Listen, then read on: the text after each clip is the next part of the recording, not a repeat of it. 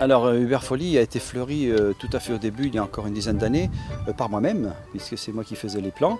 Et depuis que nous sommes en communauté de communes, nous avons tout de suite vu l'opportunité en fait, de fleurir par l'intermédiaire de la communauté de communes, avec les agents qui étaient beaucoup plus formés et qui avaient beaucoup plus d'idées pour faire les aménagements.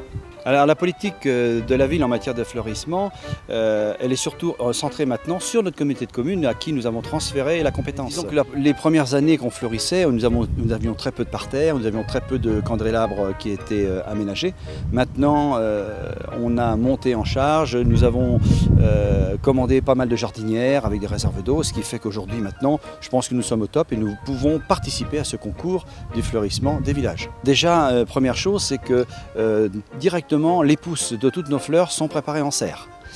Ensuite, c'est du compost qui est récupéré grâce justement à tout le broyage des végétaux qui est fait par notre communauté de communes. Pour Hubert Folie, on a déjà lancé un message, on a fait un boitage pour leur expliquer qu'il était intéressant de participer également. Cette année, c'est vrai que ce sera que le concours des villages fleuris, mais on invite nos habitants à participer, ce qui fait que peut-être demain, voire après-demain, eux aussi pourront participer par nous à un concours directement interne. Alors, le retour surtout, c'est un petit peu faire connaître Hubert Folie, parce que c'est un petit village, 350 habitants, à la porte de Caen, bien souvent confondu avec la Folie Couvre-Chef ou autre. Et on veut faire connaître un petit peu notre commune, et surtout, par le biais de notre commune, la communauté de communes, qui est implantée bien pleine sud de Caen, que l'on connaît.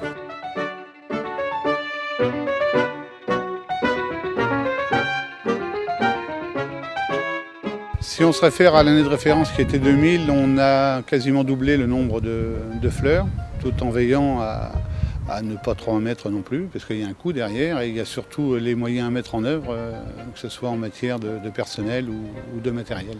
Alors l'originalité, on essaye de varier tous les ans les variétés, évidemment. Il est bien évident que tous les ans, les couleurs sont différentes, les volumes sont différents. Les variétés, on intègre aussi des vivaces de plus en plus, que ce soit en matière d'environnement ou de coût toujours. Alors la particularité depuis quelques années, on a intégré des suspensions qui n'existaient pas. Alors sur les choses qu'on a mis en place en matière d'environnement, on a un récupérateur d'eau de 60 000 litres, donc on récupère au niveau du siège de la communauté de communes. On envisage d'étendre justement ces récupérateurs sur d'autres communes pour limiter les transports d'eau entre autres. En matière de déchets verts, on récupère un maximum de déchets broyés pour le paillage.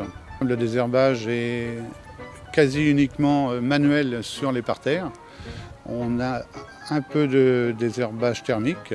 Pourquoi le concours? C'est avant tout pour améliorer le cadre de vie des habitants, puisque les gens qui rentrent, même si on est dans des cités dortoirs, aiment bien avoir un cadre de vie agréable. Donc c'est quand même beaucoup plus sympathique de se promener dans des villages fleuris que dans des villages qui ne sont pas. On a énormément de remontées positives, puisque c'est vrai qu'on a quand même fait de gros progrès. On a doublé quasiment le nombre de fleurs sur les communes, donc ça se voit évidemment.